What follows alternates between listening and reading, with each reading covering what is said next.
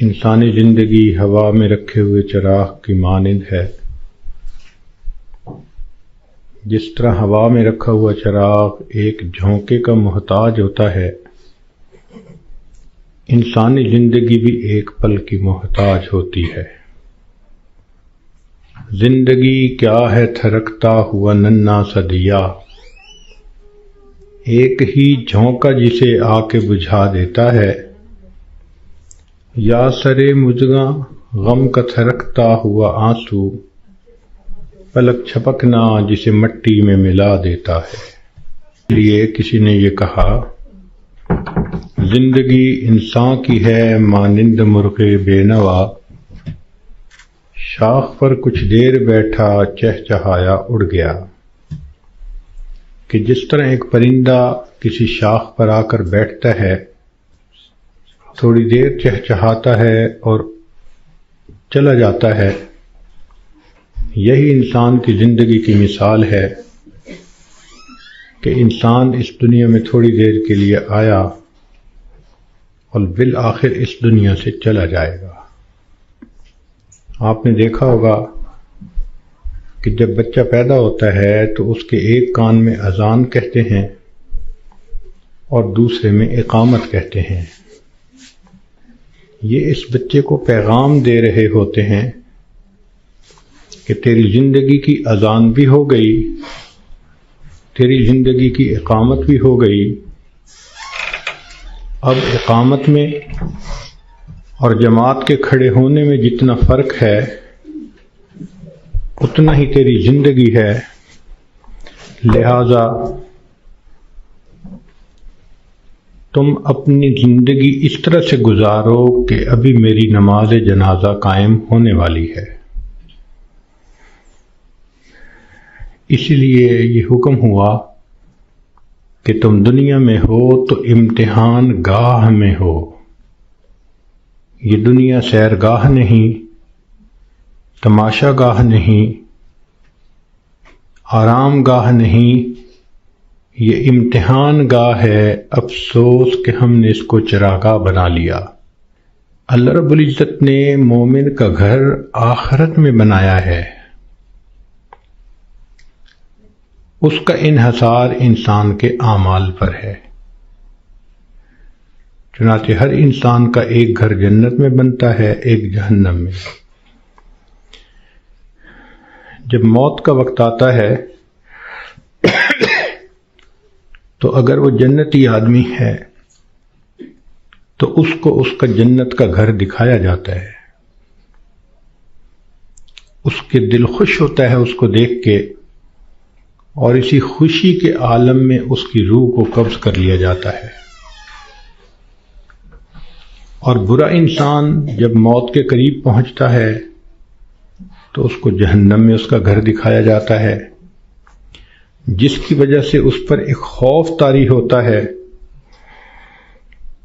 اور اسی خوف کی حالت میں اس بندے کی روح کو قبض کر لیا جاتا ہے۔ یہ بات ذہن میں رکھیے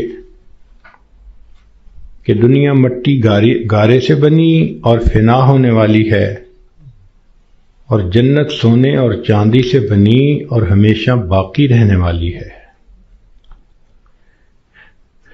ایک بزرگ فرمایا کرتے تھے کہ اے دوست، جتنا دنیا میں رہنا ہے اتنا دنیا کے لیے کوشش کر لے، اور جتنا آخرت میں رہنا ہے اتنا آخرت کے لیے کوشش کر لے۔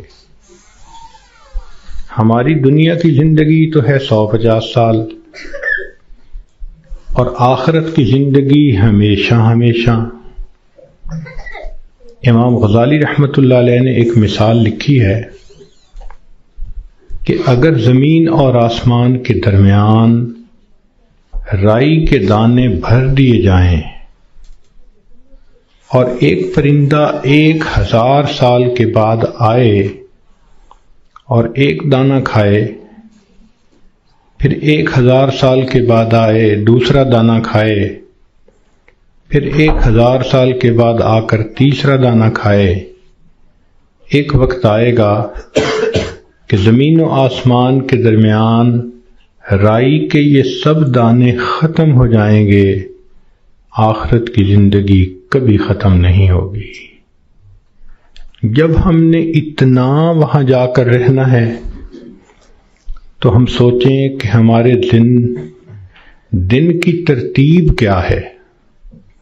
ہم تو اپنے 24 گھنٹے کا سکیجول ایسے بناتے ہیں کہ جیسے دنیا ہی میں رہنا ہے، اور آخرت کی تیاری کے لیے تو وقت ہی نہیں نکالتے۔ اسی کو غفلت کہتے ہیں اور اسی کو دھوکہ کہتے ہیں۔ اس لیے دنیا کا نام ہے دار الغرور، دھوکے کا گھر۔ اور یہ دھوکہ صرف جاہلوں کو اور ان پڑھوں کو نہیں لگتا، یہ پڑھے لکھے عقل مندوں کو بھی لگتا ہے۔ وہ دنیا کی زندگی میں ایسے مست ہو جاتے ہیں کہ نمازوں کی فرصت ہی نہیں ہوتی۔ غور کریں تو آج کا ہر انسان اپنی جنت سجانے میں لگا ہوا ہے۔ میرا گھر ایسے ہو، میرا بزنس ایسے ہو، بیوی ایسی ہو، بچے ایسے ہوں، گاڑی ایسی ہو۔ ہر بندہ اپنے ذہن کے اندر ایک جنت سجا کر اس کو بنانے میں لگا ہوتا ہے، اور اس کو یہ نہیں پتا کہ اللہ نے تو جنت آخرت میں سجائی ہے، دنیا میں تو ہم تیاری کے لیے تھے۔ اس کا اندازہ آپ کو اس بات سے ہوگا کہ آج ہر بندے کو یہ فکر ہوتی ہے کہ میرے بعد میرے بچوں کا کیا ہوگا۔ جس عورت کو دیکھ لو، جس مرد کو دیکھ لو، اس کے ذہن میں یہی فکر کہ میرے بعد میرے بچوں کا کیا ہوگا۔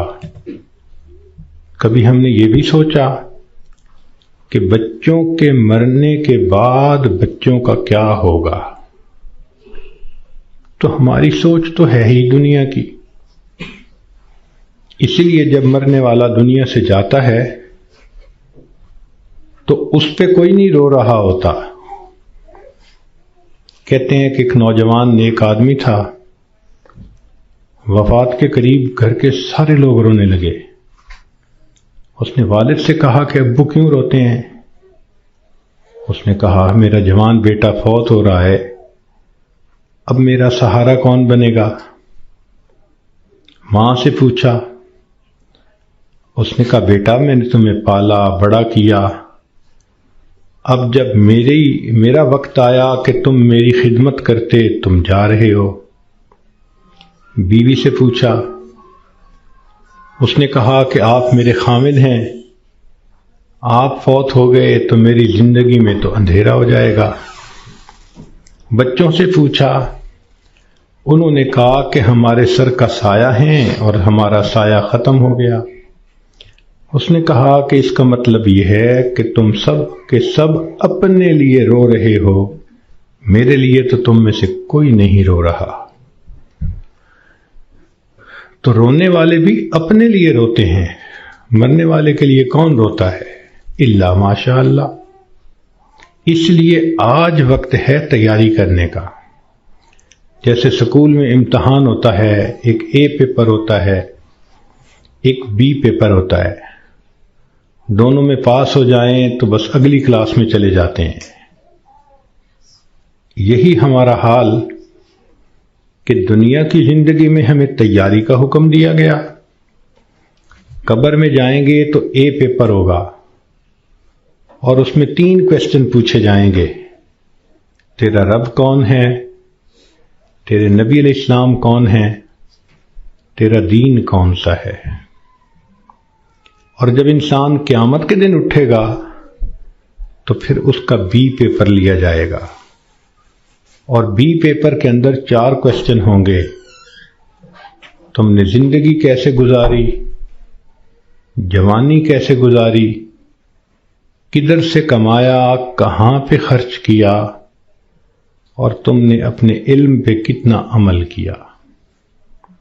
جو اے پیپر بی پیپر دونوں میں کامیاب، اس کو اللہ رب العزت پھر جنت کا گھر عطا فرما دیں گے۔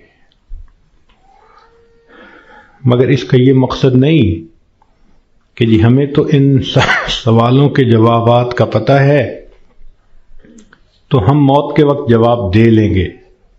ایسا نہیں ہوگا. جیسے زندگی گزری ہوگی ویسا انسان قبر میں جواب دے سکے گا.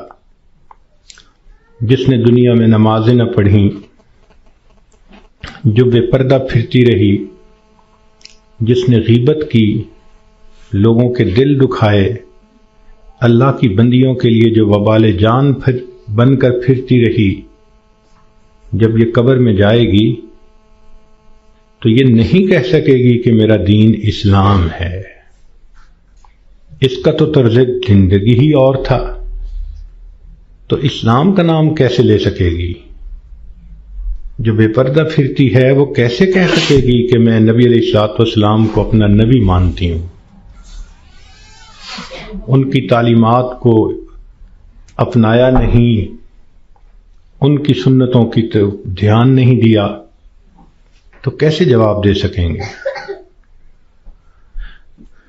تو اس لیے کتنے لوگ ہوتے ہیں جو موت کے وقت کلمہ پڑھنا چاہتے ہیں، پڑھ نہیں پاتے.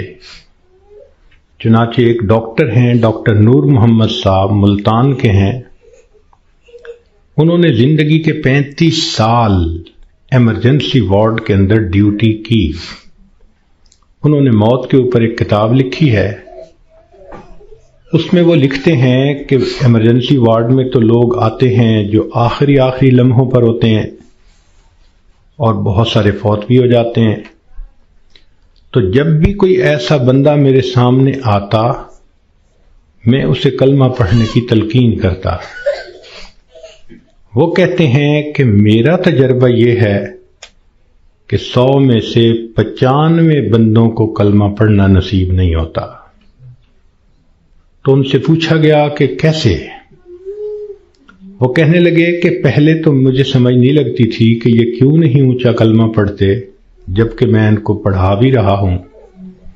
پھر ایک بندے کو میں نے کہا کہ تمہیں ہارٹ پرابلم ہے، ہارٹ اٹیک ہے، تو میں تم سے پوچھوں گا کہ تم کلمہ پڑھو، اور اگر تم نہ پڑھ سکو گے تو میں پوچھوں گا کہ تم پڑھنا چاہتے ہو، پڑھ نہیں پا رہے؟ اس نے کہا بہت اچھا، میں جواب دوں گا. جب اس کی آخری کیفیت آئی تو میں نے اس سے پوچھا تو اس نے اشارے سے بتایا کہ میری زبان پہ فالج پڑ گیا ہے، اب میں بولنا بھی چاہتا ہوں میری زبان بولتی نہیں. آج اللہ نے زبان کا کنٹرول ہمیں دیا. ہم چاہیں تو ایک دن میں ہزاروں دفعہ کلمہ پڑھ سکتے ہیں، لیکن جس عورت نے جیتے جاگتے کلمہ پڑھا ہی نہیں، دن گزر گئے، ہفتے گزر گئے، مہینے گزر گئے، زبان پہ کلمے کا ورد جاری ہی نہیں ہوتا، دنیا کی باتیں، دنیا کے فیشن، تو موت کے وقت اچانک کلمہ کیسے جاری ہو جائے گا؟ اس لیے اس سے پہلے کہ لوگ ہمیں کلمہ پڑھائیں، ہم اپنے اختیار سے کلمہ پڑھنے کی مشق کر لیں. تو دنیا کی زندگی میں ہم آئے ہیں آخرت کی تیاری کرنے کے لیے. ہماری مثال ایسی ہے کہ جیسے ایک آدمی کا ویزا لگ چکا ہو اور وہ بورڈنگ پاس لے کر لاؤنج کے اندر پہنچ گیا ہو اور اپنی فلائٹ کے اناؤنس ہونے کا انتظار کر رہا ہو. ہم نے دیکھا کہ لاؤنج میں لوگ بیٹھے ہوتے ہیں، ایک فلائٹ اناؤنس ہوتی ہے، کچھ اٹھ کے چلے جاتے ہیں، پھر دوسری اناؤنس ہوتی ہے اور اٹھ کے چلے جاتے ہیں، نئے آتے رہتے ہیں اور یہ اٹھ کے جاتے رہتے ہیں. بالکل زندگی کا یہی معاملہ. نئے بچے پیدا ہوتے رہتے ہیں اور جو پہلے سے موجود ہیں وہ اس دنیا سے رخصت ہوتے رہتے ہیں. ہم سب کا موت کا ویزا لگ چکا، ہم لاؤنج میں ہیں کب ہماری فلائٹ ہے یہ بھی ہمیں پتہ نہیں۔ نبی علیہ الصلوۃ والسلام نے ارشاد فرمایا، میری امت کی عمریں بین 70 و 60، 60 اور 70 کے درمیان ہوں گی۔ یعنی ایسا بھی ہوگا کہ کسی کی عمر 100 سال یا اس سے زیادہ، اور ایسا بھی ہوگا کہ کوئی پیدا ہوتے ہی بچہ مر جائے گا۔ تو جب اوسط نکالیں گے تو گراس ایوریج اس امت کی 60 سے 70 سال بنے گی۔ اب جن لوگوں کی زندگی ہے ہی 60 سے 70 سال، تو جو عورتیں 40 سے اوپر پہنچ گئیں وہ اپنی زندگی کے ظہر اثر کا وقت گزار رہی ہیں، اور ظہر اثر کے بعد پھر مغرب ہوتے ہوئے دیر نہیں لگا کرتی۔ ہم نے خود تجربہ کیا ہے کہ کئی کام اکٹھے ہوتے ہیں تو سوچتے ہیں کہ ہم چھٹی کے دن کریں گے، اور چھٹی کے دن جب صبح ہوتی ہے تو دل میں بڑا مان ہوتا ہے، لمبا دن پڑا ہے، کوئی بات نہیں۔ لیکن کام کرتے کرتے جب ظہر گزر جاتی ہے تو پھر بندے کو پینک کنڈیشن ہونی شروع ہو جاتی ہے۔ وہی بندہ جو تسلی میں تھا کہ لمبا دن پڑا ہے، اب ہاتھ پاؤں پھول رہے ہوتے ہیں، اور وہ کہتا ہے جی دن تو نکل گیا، جلدی سے کام سمیٹو۔ تو جو 40-50 سے اوپر کی زندگی گزار رہی ہیں، اب وہ ظہر اثر کے وقت میں پہنچ گئیں، مغرب ہونے میں دیر نہیں لگا کرتی۔ اس لیے بہتر ہے کہ ہم موت سے پہلے موت کی تیاری کر لیں۔ اللہ رب العزت چاہتے ہیں تو بندے کو ڈاکٹر کے قدموں میں موت دے دیتے ہیں، اور اگر چاہتے ہیں تو بندے کے نام مردوں کی فہرست سے نکلوا دیتے ہیں۔ ہمارے ایک ڈاکٹر صاحب دوست تھے، وہ ایک ہاسپٹل کے ڈائریکٹر تھے، بڑے تھے، 300 بیڈ کا ہاسپٹل تھا۔ تو کہنے لگے کہ ایک مرتبہ میرے پاس لسٹ آئی ان مریضوں کی جو فوت ہو گئے، تو روزانہ میں سائن کرتا تھا تو وہ ڈیڈ باڈیز وارثوں کے حوالے کر دی جاتی تھی۔ تو میں سائن کرنے لگا تو میرے ذہن میں خیال آیا کہ میں ذرا ان کے چہرے تو دیکھ لوں۔ کہنے لگا میں نے چہرے جو دیکھے تو ایک بوڑھا آدمی تھا۔ ایسے ہی میرے ذہن میں گیا کہ کہیں اس کو فٹ کا دورہ تو نہیں پڑا، تو میں نے ٹیکا منگوایا اور انجیکشن اس کو لگا دیا۔ اللہ کی شان، وہ اٹھ کے بیٹھ گیا۔ مردوں کی فہرست میں اس کا نام لکھا جا چکا ہے۔ اللہ تعالیٰ چاہتے ہیں تو فہرست سے نام نکلوا دیتے ہیں۔ اور ایک اور ڈاکٹر صاحب کے بارے میں ہم جانتے ہیں کہ وہ اتنے ہارٹ اسپیشلسٹ ہیں کہ ملک کے صدر وزیر اعظم کے وہ ہارٹ اسپیشلسٹ ہوتے ہیں، VVIPs کے ہارٹ اسپیشلسٹ۔ ایک نوجوان آیا اور آ کے اس نے ان سے چیک اپ کروایا، تو ڈاکٹر صاحب نے پورا چیک اپ کرنے کے بعد ان کو کہا کہ your heart is functioning as good as that of a young man, کہ تمہارا دل تو ایک نوجوان بندے کے دل کی طرح ٹھیک ٹھیک کام کر رہا ہے۔ اس نوجوان نے ان سے اپنی فائل پکڑی اور پیچھے مڑ کر جو قدم اٹھایا وہیں اس کو ہارٹ اٹیک ہوا، اور ڈاکٹر کی آنکھوں کے سامنے اس کی جان نکل گئی۔ تو اللہ تعالیٰ چاہتا ہے تو ڈاکٹر کے قدموں میں جان دے دیتا، موت دے دیتا ہے، اور اللہ تعالیٰ چاہتا ہے تو مردوں کی فہرست سے بندے کا نام نکلوا دیتا ہے۔ اور کئی مرتبہ انسان موت سے بھاگ کے جا رہا ہوتا ہے اور حقیقت میں موت کے قریب ہو رہا ہوتا ہے۔ چنانچہ سلیمان علیہ السلام کا دربار ہے، ایک شخص داخل ہوا اور اس نے وہاں بیٹھے ہوئے کسی آدمی کو بڑے غور سے دیکھا. تو جس بندے کو غور سے دیکھا اس پہ بہت خوف طاری ہوا. وہ اٹھ کے سلیمان علیہ السلام کے پاس آیا. حضرت مجھ پہ بہت خوف ہے اس شخص کا جس نے مجھے غور سے دیکھا. آپ پلیز ہوا کو حکم دیں مجھے دور فلاں جزیرے کے اندر پہنچا دے. تو سلیمان علیہ السلام نے ہوا کو حکم دیا. اتنے میں آپ نے اس بندے کو بلایا جس نے گھور کے دیکھا تھا. پوچھا کہ بھئی کون ہو؟ اس نے جواب دیا جی ملک الموت. تم اسے گھور کے کیوں دیکھ رہے تھے؟ تو کہنے لگے کہ میں اس لیے اس کو غور سے دیکھ رہا تھا کہ اس کی روح تو میں نے فلاں جزیرے کے اندر نکالنی ہے اور یہ آپ کے دربار میں یہاں بیٹھا ہوا ہے. تو سلیمان علیہ السلام نے بتلایا کہ اس نے مجھ سے خود ریکویسٹ کی کہ مجھے فلاں جزیرے میں پہنچا دیں. ملک الموت نے کہا السلام علیکم، میں بھی اسی جزیرے میں جا رہا ہوں اس کی روح کو قبض کرنے کے لیے. بنی اسرائیل کے 5-6 آدمی سفر پہ 7 آدمی سفر پہ جا رہے تھے. اچانک بارش شروع ہو گئی، بجلی چمکنے لگ گئی. اتنی خوفناک بجلی چمک رہی تھی کہ ان کو یہ خیال ہوا کہ آج یہ ہم میں سے کسی نہ کسی کو لے کے جائے گی. وہ ایک غار کے اندر چھپ گئے، مگر بارش بھی نہ تھمتی تھی اور بجلی چمکنا بھی نہ رکتی تھی.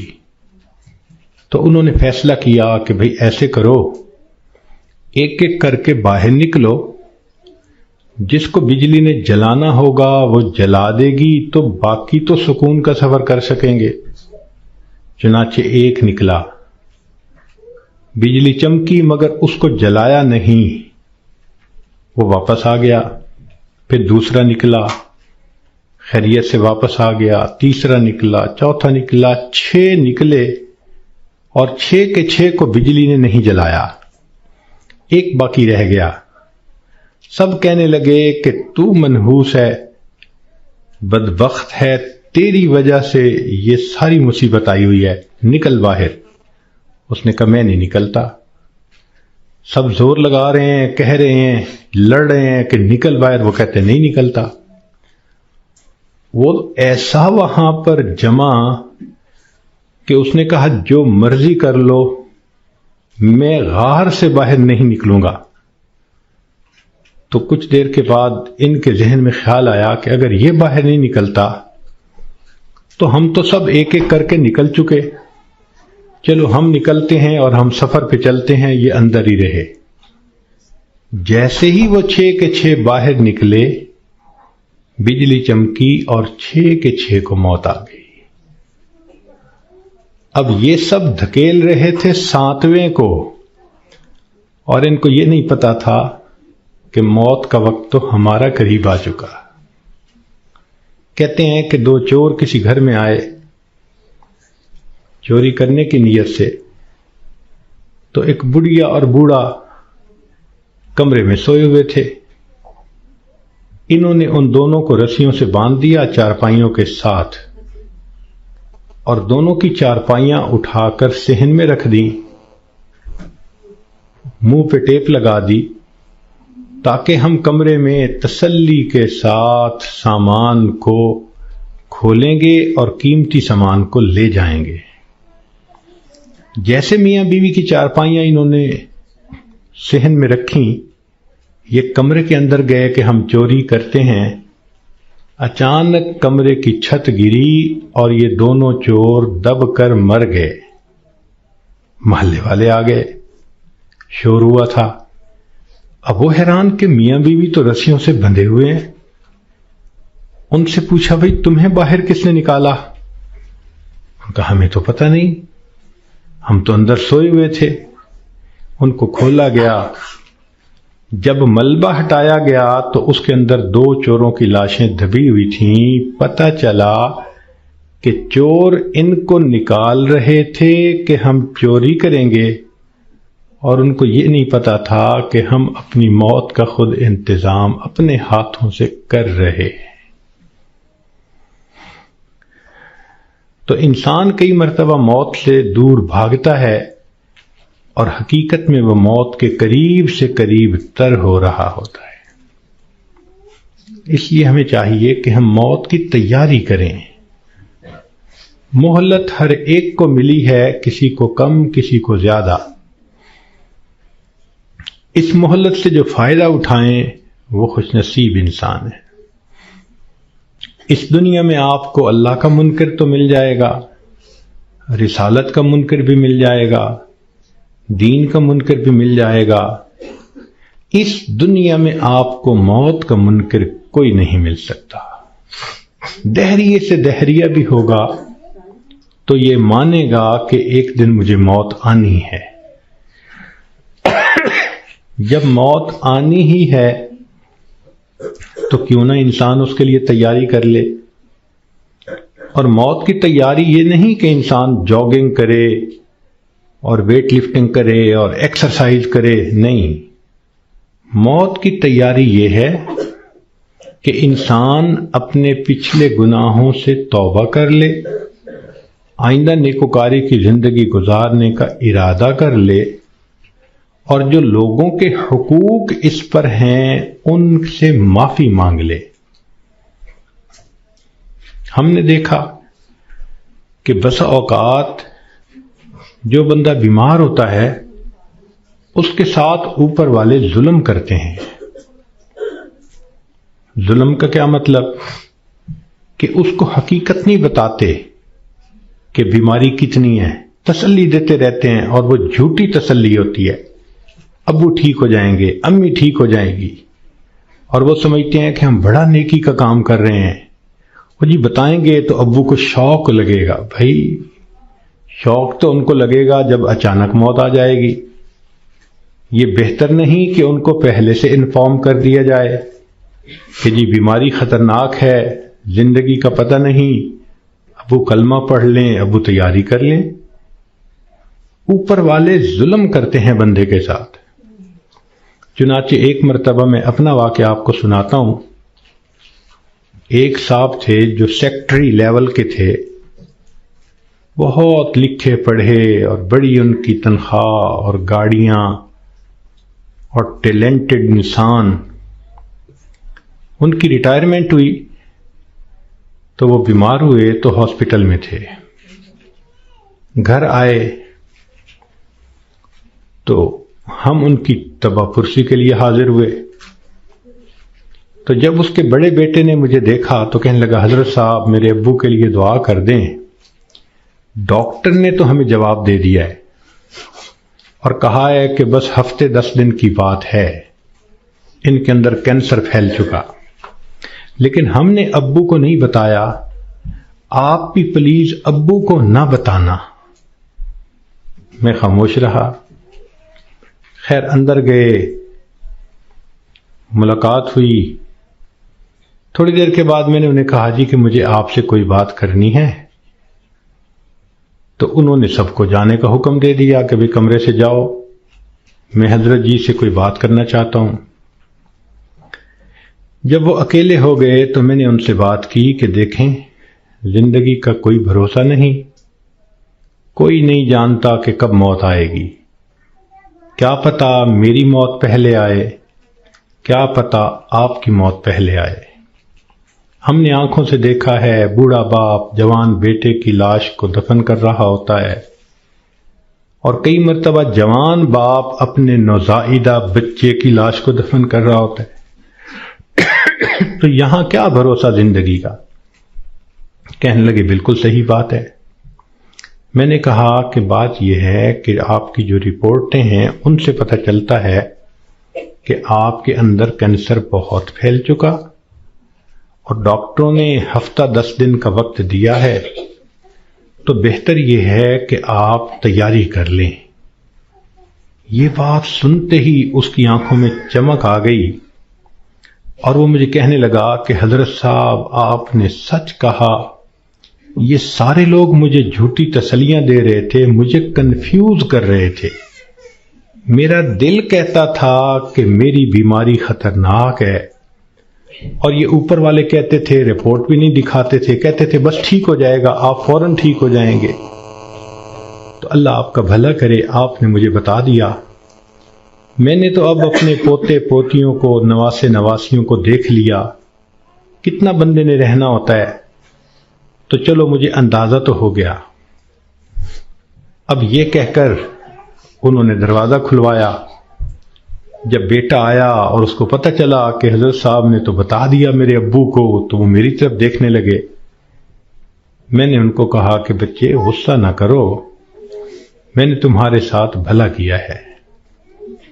اللہ کے اس بندے نے سارے گھر والوں کو بلایا اور ان کو کہا کہ دیکھو بھائی، میری بیماری کی یہ حالت ہے کہ میرے پاس صرف 6-7 دن ہیں۔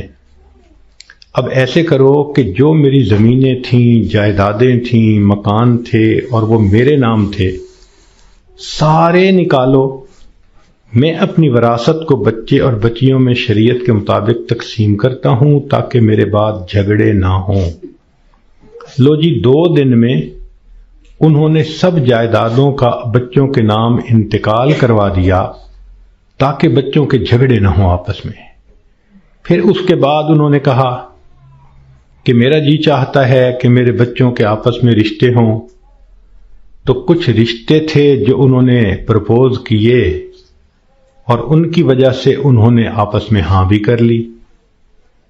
پھر تیسرا کام انہوں نے یہ کیا کہ کچھ رشتہ داروں کی آپس میں ناراضگیاں تھیں، ان کو بلایا اور کہا کہ دیکھو بھائی، میں مہمان ہوں،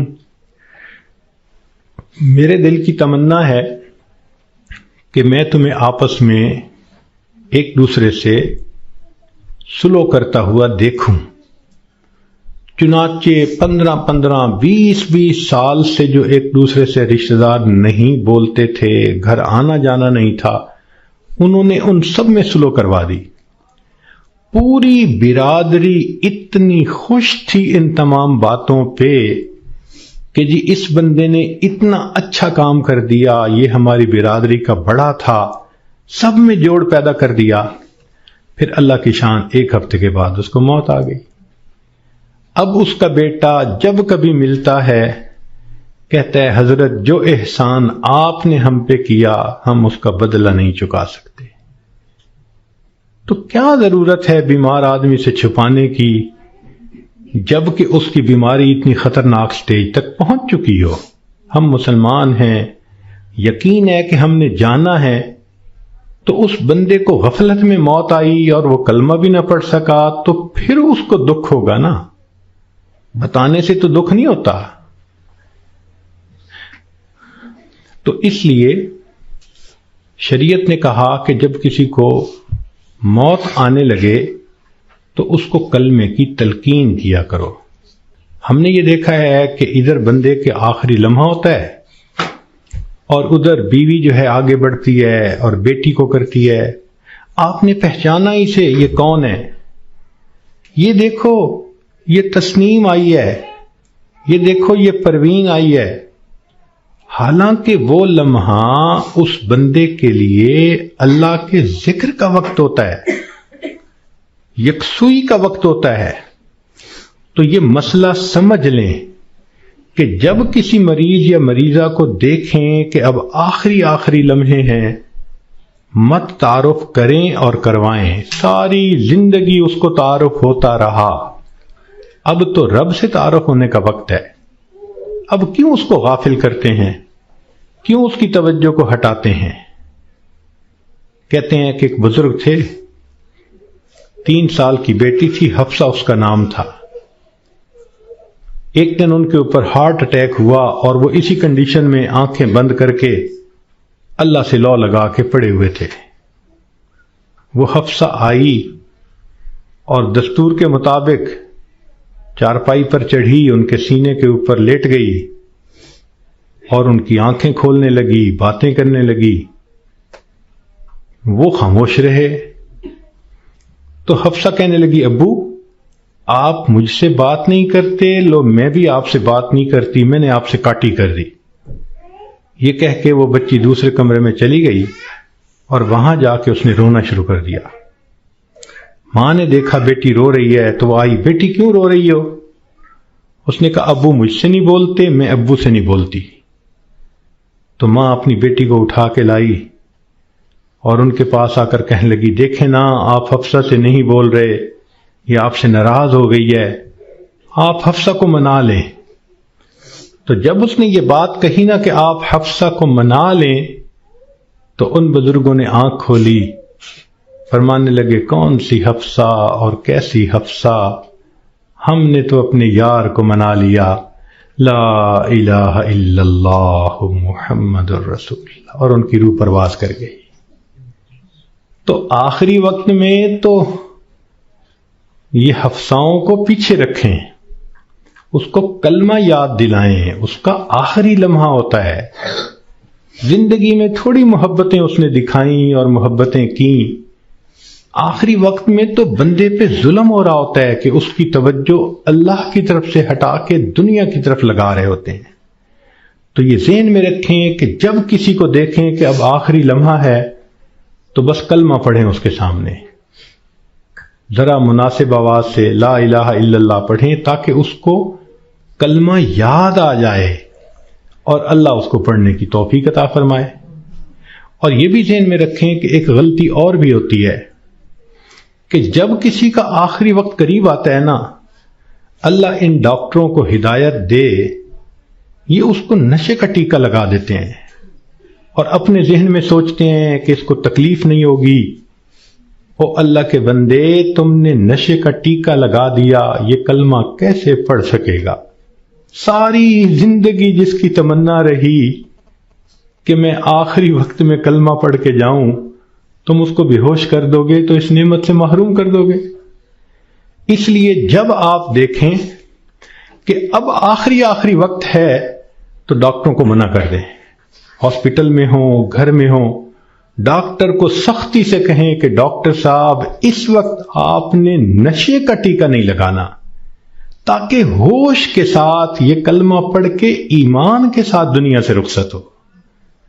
اس وقت کی جو تکلیف ہوتی ہے وہ تو گناہوں کی معافی ہو جاتی ہے۔ تو یہ بھی غلطی ہو جاتی ہے، اس کا بھی بڑا خیال رکھیں۔ اور ایک آخری بات کہ ہم نے دیکھا کہ لوگ جب میت کا جنازہ پڑھتے ہیں تو اس وقت اعلان کرواتے ہیں، اور جی اگر لین دین کا معاملہ ہو تو ان کے بیٹوں سے کر لو، اور اگر کسی کا کچھ دکھ دیا ہو، دل دکھایا ہو تو پلیز اللہ کے لیے سب معاف کر دیں۔ تو پہلی بات تو یہ بتائیں کہ جن کا اس نے دل دکھایا، کیا وہ اس کا جنازہ پڑھنے آئے ہوں گے؟ اور دوسری بات کہ اگر اس نے رشتہ دار عورتوں کا دل دکھایا تو عورتیں تو ویسے ہی جنازہ پڑھنے نہیں آتی۔ تو موت کے بعد اعلان کروانے کا اتنا فائدہ نہیں، لطف اور مزہ تو یہ ہے کہ زندگی میں یہ معافی مانگے۔ کم لوگ ہوتے ہیں جو اپنی زندگی میں لوگوں سے معافی مانگ لیتے ہیں۔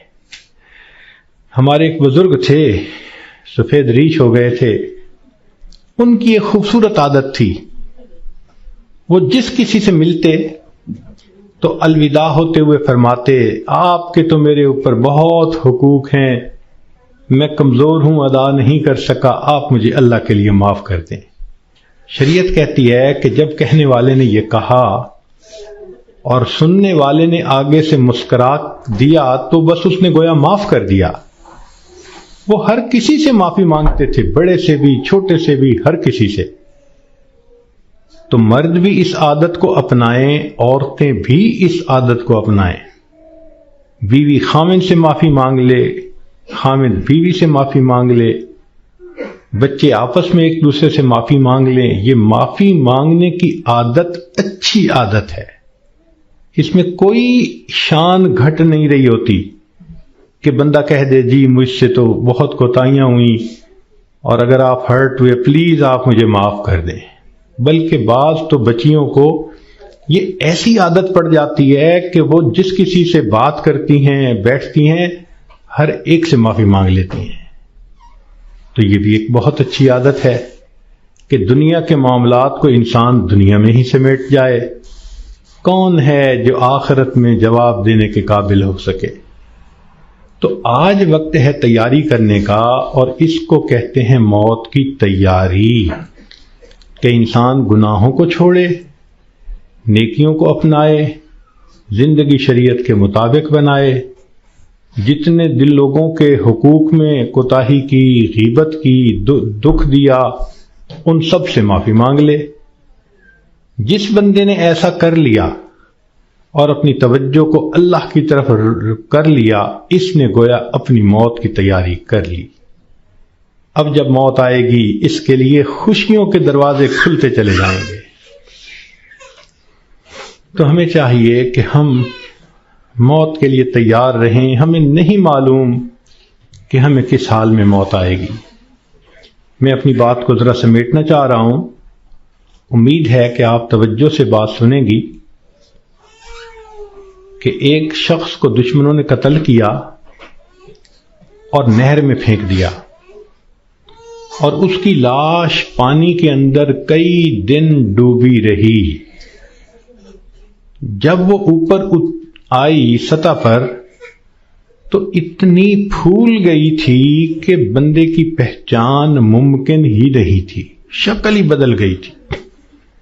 پولیس والوں کو پتہ چلا، انہوں نے آ کے لاش نکالی، اور جب دیکھا کہ پہچان ہی نہیں ہوتی تو انہوں نے قریبی بستی والوں کو بلایا اور کہا کہ بھئی اس کو نہلا دو، کفنا دو، مسلمان تو ہے۔ چنانچہ امام صاحب نے کہا کہ جی میں نہلا تو دوں گا، میرے پاس کفن کے پیسے تو نہیں ہیں، مجھے کفن کے پیسے دے دو۔ ایک بندے نے کہا کہ جی اعلان کر دو۔ ذرا سنیں، مسجد میں اعلان ہوا، بھائی لاوارث نعش ہے، کفن خریدنا ہے، چندہ لاؤ۔ کوئی روپیہ لایا، کوئی 2 لایا، کوئی 5 لایا۔ آدھے گھنٹے تک اعلان ہوتا رہا کہ لاوارث لاش ہے، کفن خریدنا ہے۔ آدھے گھنٹے کے بعد پھر جا کر پیسے پورے ہوئے، کفن خریدا گیا، اس کو نہلایا گیا، کفنا دیا گیا، جنازہ پڑھایا گیا۔ جنازہ پڑھتے ہوئے ایک آدمی کی آنکھ میں بھی آنسو نہیں تھے، اس لیے کہ کوئی جانتا ہی نہیں تھا یہ کون ہے۔ جب اس کو دفن کیا گیا تو 3 مہینے کے بعد کیس کی حقیقت کھلی، تب پتہ چلا کہ وہ سرگودا کے علاقے کا ایک ذمہ دار تھا۔ 4 مربع اس کے باغات تھے، کروڑوں کی سالانہ آمدنی تھی، کوئی 6 کروڑ روپیہ اس کے بینک بیلنس کے طور پہ موجود تھا، اور اس کے 4 جوان العمر بیٹے تھے۔ اس لینڈ لارڈ نے کبھی سوچا بھی نہیں ہوگا کہ میں کروڑوں پتی بندھا جب دنیا سے جانے لگوں گا تو چندے کا کفن لے کے جاؤں گا۔ اس کو کہتے ہیں وارث مان نہ کری وارثاں دا، رب بے وارثا کر مار دئی۔ کہ وارث تم اپنے وارثوں کا مان نہ کرنا، اللہ بندے کو لاوارث کر کے مار دیتے ہیں۔ ہمیں کیا پتہ کس حال میں موت آئے گی؟ آج وقت ہے اس موت کی تیاری کرنے کا۔ اس لیے امام غزالی رحمۃ اللہ علیہ فرماتے ہیں، اے دوست تجھے کیا معلوم کہ بازار میں وہ کپڑا پہنچ چکا ہو جسے تیرا کفن بننا ہے۔ ہم نہیں جانتے کب ہمارا کفن بازار میں آ جائے گا۔ لوگ شادی اور بیاہ میں مشغول ہوتے ہیں اور ان کو نہیں پتہ ہوتا ان کے کفن کا کپڑا پہنچ چکا ہوتا ہے۔ اس لیے چاہیے کہ ہم موت کی تیاری کریں، نیکی کریں، جھوٹ کی زندگی سے بچیں، سچ کی زندگی کو اختیار کریں، نبی علیہ السلام کی ایک ایک سنت کو اپنائیں تاکہ موت کے لیے ہم بھی تیار رہیں۔ کیا معلوم کب جانا پڑ جائے۔ ہمارا حال تو وہی ہے کہ بارات پہنچ گئی تھی اور لڑکی والے لڑکی کے کان سلوانے گئے ہوئے تھے کہ جی ہم نے کانوں میں بالیاں ڈالنی ہیں۔ جیسے اس لڑکی والوں کو شرمندگی ہوئی وہی حال ہمارا ہے کہ ملک الموت پہنچ جائیں گے اور ہم نے ابھی تیاری ہی نہیں کی ہوگی۔ ہم نے کتنی بار آنکھوں سے دیکھا جوان العمر بیٹا چارپائی کے اوپر لیٹا ہوا ہوتا ہے، ماں آگے بڑھتی ہے، بیٹے تجھے کیا ہوا، مجھے بتاؤ تو صحیح۔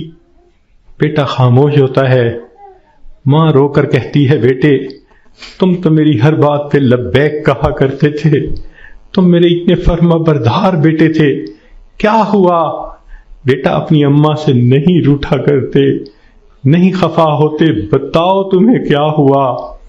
بچہ خاموش ہوتا ہے، بالآخر بیوی آگے بڑھتی ہے، میرے سرتاج، میرے ہمراز، مجھے تو بتائیے کیا ہوا۔ اگر آپ میری کسی بات پہ خفا ہیں میں آپ سے سوری کر لیتی ہوں، معافی مانگ لیتی ہوں، مجھے بتائیں کیا ہوا۔ نوجوان خاموش ہوتا ہے، بہن آگے بڑھتی ہے، میرے ویر مجھے بتائیں تو صحیح کیا ہوا۔ خاموش ہوتا ہے، بہن کہتی ہے کہ مجھے بتائیں، میں ابھی ڈاکٹر کو بلواتی ہوں، مگر جوان کوئی جواب نہیں دیتا۔ بیٹی آگے بڑھتی ہے، ابو مجھے بتائیں تو صحیح کیا ہوا۔ ابو میں آپ کی بیٹی ہوں، میں آپ کی خدمت کے لیے 24 گھنٹے حاضر ہوں، کچھ کھانا ہے یا پینا ہے مجھے بتائیے، کوئی کام ہے مجھے بتا دیجئے، ابو مجھے بتائیں تو صحیح کیا ہوا۔ باپ خاموش ہوتا ہے، بیٹی روتی رہ جاتی ہے، ماں پھر آگے بڑھتی ہے، بیٹے میں نے کال کر دی ہے، ابھی ڈاکٹر کو بلواؤں گی، تمہارا علاج کرواؤں گی۔ بیٹا خاموش ہوتا ہے، اسی خاموشی کی حالت میں ماں دیکھتی ہے، آنکھیں کھلی رہ گئیں، روح نکل گئی، وہ اپنے کانپتے ہاتھوں کے ساتھ جوان بیٹے کی آنکھوں کو انگوٹھے رکھ دیتی ہے۔ اس ماں نے کبھی سوچا بھی نہ تھا میں بڑھاپے میں جوان بیٹے کی آنکھیں بند کروں گی۔ جب بچے کی روح نکل جاتی ہے، سب رو رہے ہوتے ہیں، کہنا شروع کر دیتے ہیں میت کو فلاں کپڑے میں رکھ دو، تھوڑی دیر پہلے یہ کسی کا باپ تھا، یہ نوجوان کسی کا بیٹا تھا، کسی کا بھائی تھا، کسی کا خاوند تھا، اب کیا ہوا؟ سب نے اس کو میت میت کہنا شروع کر دیا۔ تو جواب ملے گا اصلی انسان تو چلا گیا، یہ اس کا جسم باقی ہے، اس کو بھی ہم اس کے اصلی گھر پہنچائیں گے۔ چنانچہ اس کو نہلا دیا جاتا ہے، کفنا دیا جاتا ہے اور جنازے کا اعلان کر دیا جاتا ہے۔ اس کو لینے کے لیے کئی رشتہ دار کمرے کے اندر آ جاتے ہیں، بھئی تم کیوں آئے ہو؟ ہم اس کو اس کے اصلی گھر پہنچانے کے لیے۔ بھئی یہ گھر بھی تو اسی کا تھا، اسی نے پلاٹ خریدا، اسی نے نقشے بنوائے، اسی نے کمرہ بنوایا، اسی نے یہ مکان بنوایا، ماربل لگوایا، کہاں کہاں سے فرنیچر ڈھونڈا، کہاں کہاں سے بجلی کی فٹنگ خرید کے لایا، ابھی تو دیواریں بھی میلی نہیں ہوئی، تم اس کو لینے آ گئے ہو۔ سب کہیں گے یہ تو عارضی گھر تھا، اصلی گھر تو آگے ہے، 2 گز زمین کا ٹکڑا، چھوٹا سا تیرا گھر ہے۔ سب اس کو کندھوں پہ اٹھا لیتے ہیں، رشتہ دار جمع ہیں، سب قبرستان تک پہنچ جاتے ہیں، جنازہ پڑھتے ہیں، پھر قبر میں اتارنے کا وقت آتا ہے۔ شریعت کا یہ حکم ہے کہ جو قریب ترین رشتہ دار ہو وہ قبر میں اتارے۔ ہم نے اپنی آنکھوں سے یہ منظر دیکھے، جوان بیٹے کو باپ قبر میں اتار رہا ہوتا ہے، بھائی کو بھائی قبر میں اتار رہا ہوتا ہے۔ اللہ کی شان، یہ تو شریعت کی مہربانی ہے، اس نے عورتوں کو منع کر دیا کہ تم جنازے میں اور قبرستان میں مت جاؤ۔ اگر کبھی عورتوں کو بھی حکم ہوتا کہ تم جاؤ اور اپنے بیٹے کو دفن کر کے آؤ، مجھے تو لگتا ہے کتنی مائیں ہوتی جو جوان بیٹے کے ساتھ خود بھی دفن ہونا پسند کرتی۔ کیسی عجیب اللہ تعالیٰ نے مردوں کو ہمت دی ہوتی ہے، جوان بیٹے کو جس کے جسم پہ کبھی میلا کپڑا بھی باپ برداشت نہیں کرتا تھا، آج اس کو زمین پہ لٹا دیتا ہے، اپنے ہاتھوں سے مٹی ڈال دیتا ہے، بھائی مٹی ڈالتے ہیں، دوست مٹی ڈالتے ہیں، منو مٹی کے نیچے اس کو دبا کے اللہ کے حوالے کر کے آ جاتے ہیں۔ جب اللہ کے حوالے ہونا ہی ہے، اے انسان تو اپنے آپ کو آج اللہ کے حوالے کر دے۔ اللہ میں اپنے آپ کو آپ کے حوالے کرتی ہوں، جو آپ کا حکم ہوگا میں اس پہ چلوں گی، جو گناہ ہوگا میں اس سے بچوں گی۔ آج حوالے کریں گے تو اس کا فائدہ ہوگا۔ چنانچہ انسان کو بالآخر اللہ کے حضور جانا ہی ہے۔ حضرت علی عنہ فرمایا کرتے تھے، موت کی تکلیف کینچیوں سے کتر دینے سے زیادہ سخت ہوتی ہے، موت کی تکلیف دیگ میں بھون دینے سے زیادہ سخت ہوتی ہے۔ اگر موت کی تکلیف کا اندازہ لگانا ہو تو آپ عورتوں کو تو بہت آسانی سے لگ سکتا ہے۔ کئی مرتبہ آگ پہ کھانا بناتے ہوئے آپ کی انگلی جلی ہوگی، کتنے دن اس کی تکلیف رہتی ہے۔ کیوں کہ جہاں سے انگلی جلی وہاں کے گوشت سے روح سمٹ کر باقی جسم کے اندر آ گئی۔ اگر اتنی تھوڑی سی جگہ سے روح سمٹ گئی، اتنی تکلیف ہے۔ جب پورے جسم سے روح سمیٹ لی جائے گی اس وقت تکلیف کیا ہوگی، ذرا اس کو یاد کر لیجئے۔ آج وقت ہے ہم اس کی تیاری کر لیں، پھر موت کے وقت تکلیف ایسی نہیں ہوگی۔ چنانچہ حدیث پاک میں آتا ہے، جب مومن کی موت کا وقت آتا ہے اللہ تعالیٰ ملک الموت کو بھیجتے ہیں، جنت کے فرشتوں کو بھی بھیجتے ہیں، وہ جنت کی خوشبوؤں کے رومال بھی لے کے آتے ہیں اور اس بندے کے سینے پہ خوشبوؤں والا رومال رکھ دیتے ہیں۔ اس بندے کو جنت کی خوشبو آتی ہے، اس کا دماغ معطر ہو جاتا ہے اور اس کی روح کو ایسے قبض کرتے ہیں جیسے مکھن میں سے بال نکال لیتے ہیں۔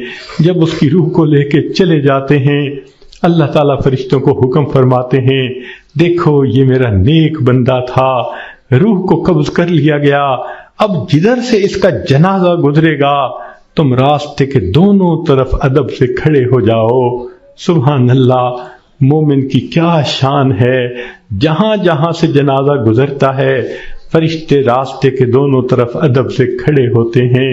حدیث پاک میں آتا ہے، جس جگہ یہ بیٹھ کر نماز پڑھتا تھا زمین کا وہ ٹکڑا رو رہا ہوتا ہے، جہاں قرآن پڑھا کرتا تھا زمین کا وہ حصہ رو رہا ہوتا ہے، آسمان کے وہ دروازے روتے ہیں جہاں سے اس کے لیے رزق اتارا جاتا تھا۔ سبحان اللہ، یہ اللہ کے عاشق کی موت ہے۔ اس لیے کہا گیا کہ عاشق کا جنازہ ہے، ذرا دھوم سے نکلے، محبوب کی گلیوں سے ذرا گھوم کے نکلے۔ یہ عاشق کا جنازہ جا رہا ہے۔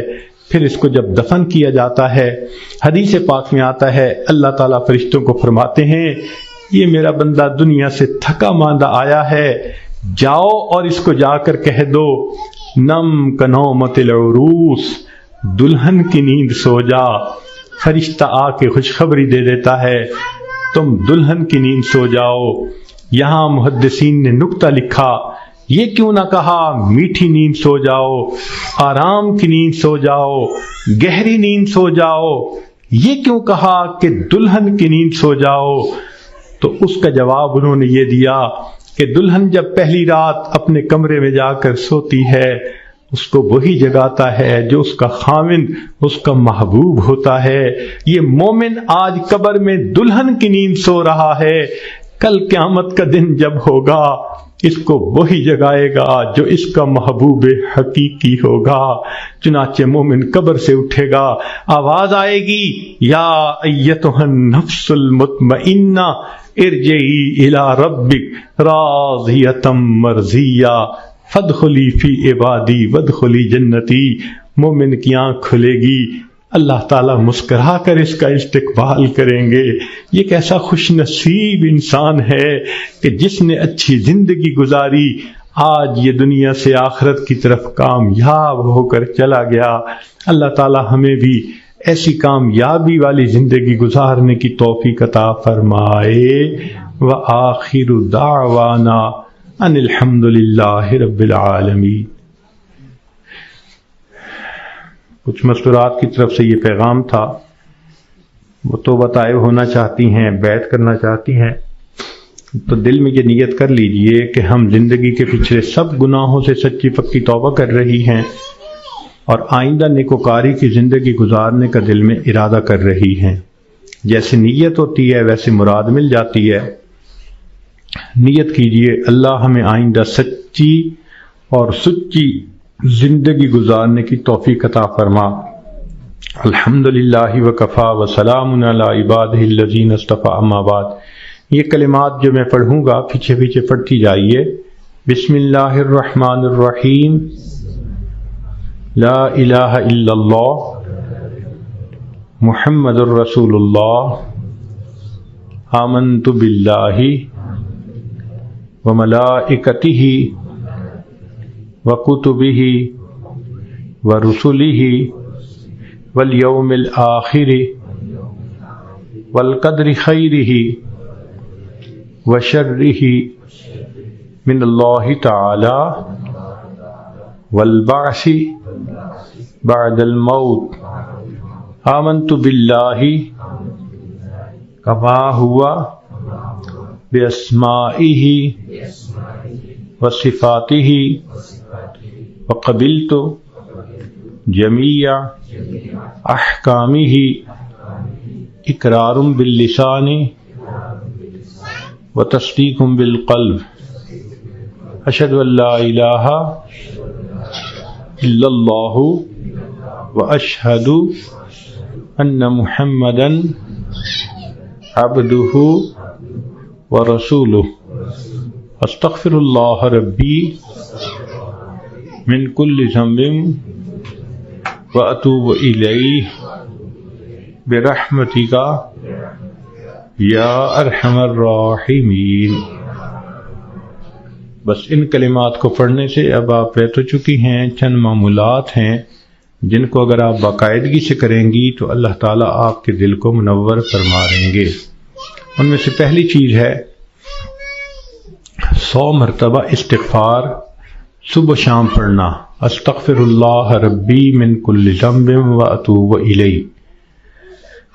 اور دوسرا ہے 100 مرتبہ درود شریف صبح و شام پڑھنا، اللہم صلی علی سیدنا محمد وعلی آل سیدنا محمد وبارک وسلم۔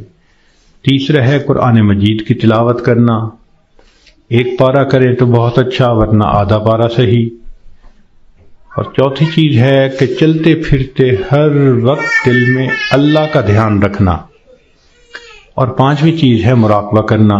مراقبے کا طریقہ یہ ہے کہ ساری دنیا کے خیالات سے آپ تھوڑی دیر کے لیے اپنے آپ کو فارغ کر لیں، آنکھوں کو بند کر لیں، سر کو جھکا لیں، دنیا اور جو کچھ دنیا میں ہے اس سے ہٹ کٹ کے اللہ رب العزت کی یاد میں ڈوب جائیں اور یہ سوچیں کہ اللہ رب العزت کی رحمت آ رہی ہے، دل میں سما رہی ہے، دل کی ظلمت اور سیاہی دور ہو رہی ہے، اور میرا دل اللہ اللہ اللہ، یہ میرا دل کہہ رہا ہے، دل بول رہا ہے اور میں سن رہی ہوں۔ 10-15 منٹ اس طرح بیٹھنے سے آپ کے دل کے اندر اللہ کی محبت بھرے گی۔ ابھی تھوڑی دیر دعا سے پہلے اس کی مشق کر لیں۔ جتنی عورتیں بیٹھی ہیں تھوڑی دیر آنکھوں کو بند کر لیں اور اپنے دل کی طرف دھیان کریں کہ میرا دل اللہ اللہ اللہ کہہ رہا ہے۔